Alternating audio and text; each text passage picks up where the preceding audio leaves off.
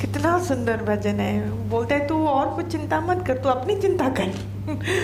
अगर मैं मिट गया तो तेरे को कौन भगवान बोलेगा, तू उसकी चिंता ना कर। ये मन की चतुराई देखो। अगर भगवान आप बोलते हो कि मैं मिट जाऊं, तो फिर तुझको भगवान कौन बोलेगा? Why you worried? कैसी ये बात है ना, देखो। तो मैं अभी कितना बचा हूँ, ये मैं की कहानी क्या है, अभी कोई बच्चा है क्या? कितना सुंदर बोला वाणी सुन सुन कर, क्योंकि ये रेगुलर प्रोसेस है, ये रोज़ाना का प्रोसेस है। जितना मन को ये हम बताएंगे, सिखाएंगे, इसका अनुभव की कोशिश करेंगे, विवेक विचार से मन को और डुबाएंगे और उसको खुलासा में लेकर आएंगे, लगातार लगातार continuously, like we strive for a good and qualitative life, continuously at an external level. हमको इंटरनली भी इसके लिए लगातार कोशिश में लगे रहना है, नॉन स्टॉप। जैसे थॉट परेड नॉन स्टॉप है, तो हमको थॉट का फाउंडेशन क्या है, उस पर भी नॉन स्टॉप होकर उस पर गहराई से ढूंढने की कोशिश करनी है, नॉन स्टॉप। मन की शांति बाहर से नहीं आती है। मैं सच्ची बोलती हूँ, आज अगर हम आप ऐसे ही कृपा हो जाए और बाहर से सारी अड़चन मेरी मिट जाए, तो भी मेरा मन अड़चन लेकर खड़ा हो जाएगा। और पता नहीं कौन मन की अड़चन कौन सी है कि मैं अभी भी सारा पूरी तरीके से मिटा नहीं, अभी भी मेरे बाहर, जब तक मैंने ईश्वर को बाहर समझा, मेरी अड़चन जाएगी नहीं। जब तक मैंने अपने से बाहर कोई भी दुनिया को ऐसे समझा कि है, तो मेरी अड़चन जाएगी नहीं। जब तक मैंने ऐसा समझा कि अपने आत्मा के अलावा सुख कहीं और है, तो मेरी अड़चन जाएगी नहीं। And this is very personal, it's very deep, it's very intense, very deep, very personal, very intense. रोज़ाने जीवन की ये बात है। अगर हम बोलते हैं पर्सनल लाइफ, मैं बोलती हूँ ज्ञान के अलावा और कौन सी चीज़ है मेरी जो पर्सनल है? Personal, what is personal? मेरे विकार पर्सनल है, मेरे अंदर का अहंकार पर्सनल है, तो इसलिए मेरा ज्ञान भी पर्सनल ही होगा ना।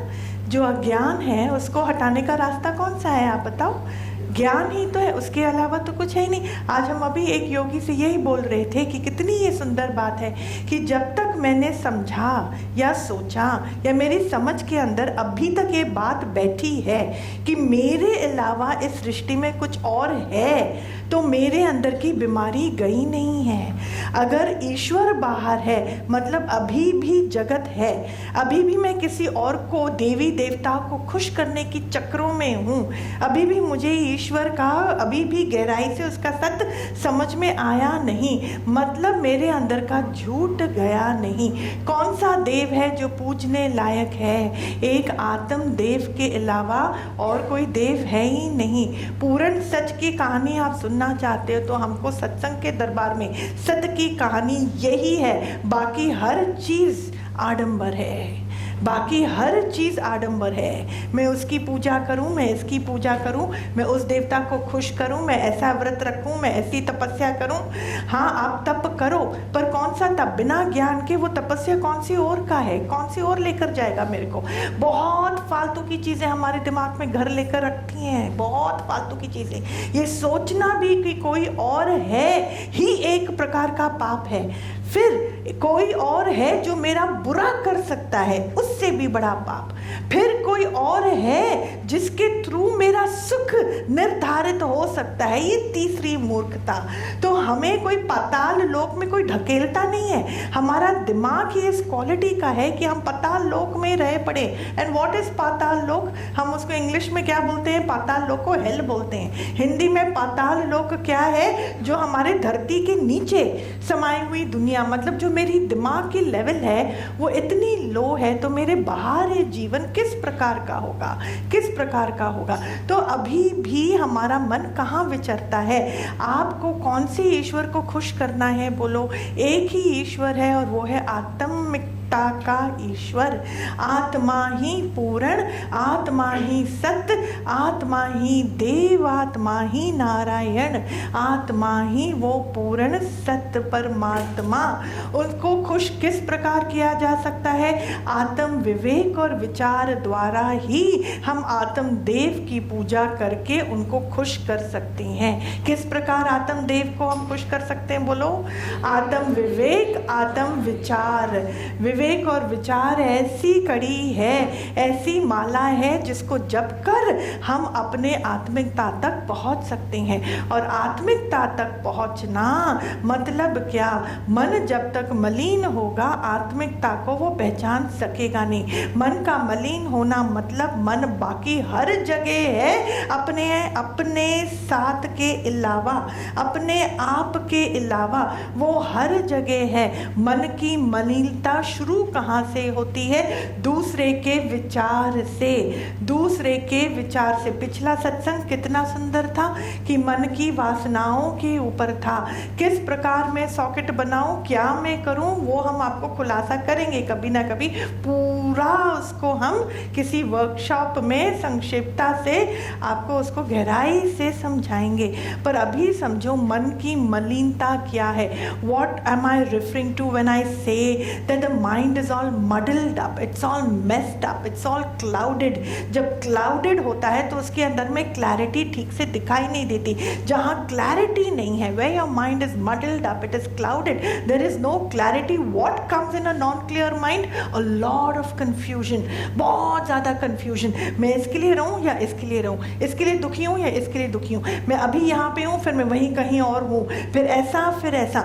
Lot of confusion, and confusion means muddled up. Muddled up means मन जो है इमोशंस में बहुत ज़्यादा डुबकियाँ खा रहा है, डुबकियाँ ले रहा है। फिर अंदर के खंबे को चेक करो, बहुत चेक करना है, रोज़ पल पल चेक करना है कि ये इमोशन अगर है तो कहाँ से उत्पन्न होता है। थोड़ा भी रेस्टलेसनेस, थोड़ा भी अंदर में डरपना होता है तो मेरी तार कहाँ जुड़ी है, मेरी तार कहाँ जुड़ी है, मेरा मन कहाँ वास कर रहा है, अभी भी वो अपने अंतर आत्मा तक पहुँचा नहीं। तो जहाँ जहाँ आपके मन में अशांति क्रिएट होती है मतलब मन मलिनता में है, मन में अशांति। खुद के एक्शन से ही अगर मेरे को मज़ा नहीं आ रहा है, I am indulging in something and I am not excited about it, पता नहीं मेरे को ऐसे लग रहा है, पता नहीं मैं कहाँ से मन को निकालूं अपने शरीर से, उसको अच्छे से साबुन और पानी से धो धा के फिर वापस रखूं। अगर ऐसा लगता है तो भी बहुत शुभ है, बहुत अच्छा है। तो देखो कि मेरा समय कैसे व्यतीत हो रहा है, मेरा समय सुबह से रात तक कहाँ पे व्यतीत हो रहा है। मेरे मन के अंदर के ख्याल के क्वालिटी के हिसाब से आप समझ जाओगे कि आपका फाउंडेशन कौन सा है, आपका बेस कौन सा है। मन को कहाँ रखा? देखो संत, जहाँ देह को रखा, और अगर आपका मन उस वातावरण से इन्फ्लुएंस हो रहा है, थोड़ी फेंसिंग करो। मतलब अभी भी weakness is there, you are prone to infection, you are pretty susceptible to infection. अंदर में वीकनेस है, हेल्थ नहीं है। फटाक से मन हो लेता है, अपने बाहर एनवायरनमेंट को देखकर समझकर वो ऐसे हो लेता है, उसको पूर्ण सच समझता है। मतलब you really need some more strength. अंदर में इम्यूनिटी क्रिएट करने की ज़रूरत है। समझ में आ रहा है? मन की इम्यूनिटी।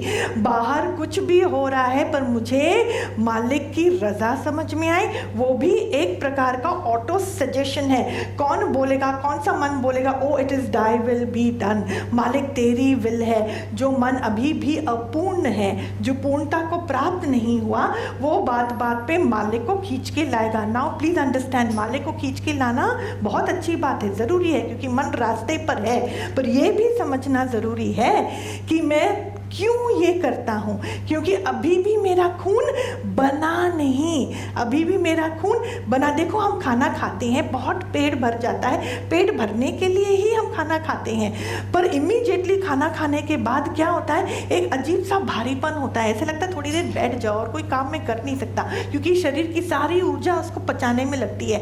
एक खाना खाने के 2 घंटे बाद you are in a comfortable zone, comfortable, जहाँ भूख भी नहीं लग रही और बहुत पेट भरा भी नहीं है। मन के अंदर भी 24 घंटा हमारी पुरुषार्थ कौन सी होनी चाहिए कि वो मेरा मन जो है उस लेवल की कंफर्ट जोन में रहे। जितना मन कंफर्ट जोन में रहेगा उतना उससे कर्म कम बनेंगे, उतना वो आत्मिकता को प्राप्त होगा, उतना वो गहराई तक पहुंचेगा, उतना उसकी इम्यूनिटी बढ़ेगी, उतना वो अंदर से गहराई की कई चीज़ों को समझकर अपने ही चंचलता पर विजय पाने की वो क्षमता क्रिएट करेगा। उसके अंदर में पिछले संस्कार जो है वो धीरे धीरे खत्म होने लगेंगे। If you don't allow your mind to come in to that comfort zone, तो the mind is going to be only busy in trying to manage the discomfort. वो discomfort को manage करता रहेगा। तो अभी समझो, for example, कोई भी खेल आपके सामने हो रहा है, कोई भी खेल सामने हो रहा है, मन विक्षिप्तता को प्राप्त हो रहा है, the mind is getting a little disturbed। फटाक से उस डिस्टर्बेंस को पहचान कर सबसे पहले अपने मन को वहाँ से हटाओ। Do whatever it takes. It can be anything. It can be that you watched something on TV which is very uncomfortable, not nice. इंद्रियों के थ्रू आप क्या लेकर जाते हो वो आपकी बात है। हो सकता है घर की वाइब्रेशनल एनर्जी बाकी के प्राणियों की इतनी हेल्दी ना हो सकता है खाने में एक ही सब्जी बनाई और वो गर्म करते करते वो जल गई। अभी आप क्या करोगे? अभी सब लोग बैठे हैं टेबल पर, खाना नहीं है। Small things which can be really trivial but actually pretty आपके अंदर में एंजाइटी क्रिएट हो सकती है। अगर उस टाइम आप कुछ भी करके अपने मन को भक्ति की ओर लेकर जाओ, ज्ञान की ओर लेकर जाओ, अंदर में भजन गुनगुनाओ, मन को बोल हाँ ठीक है गलती हो गई गड़बड़ है पर मैं इसमें घुसूंगा नहीं। अगर आपने अपने आप को उस समय बचा लिया, आपने क्या करा? आपने मन को एक प्रकार का नया संस्कार बनाने से बचा लिया। एंड व्हाई इज दैट ज़रूरी? क्यों ज़रूरी है? क्योंकि संस्कार क्या है? वो रिपीटेडली मेरे ही आत्मिकता तक पहुंचने के लिए क्रिएट करेगा हर्डल्स, क्रिएट करेगा प्रॉब्लम। समझ में आ रहा है? तो हमको जब समझ में आता है कि मेरा मन बाहर की अवस्थाओं से बहुत इन्फ्लुएंस हो रहा है, तो मुझे क्या करना है? मुझे फेंसिंग करना है।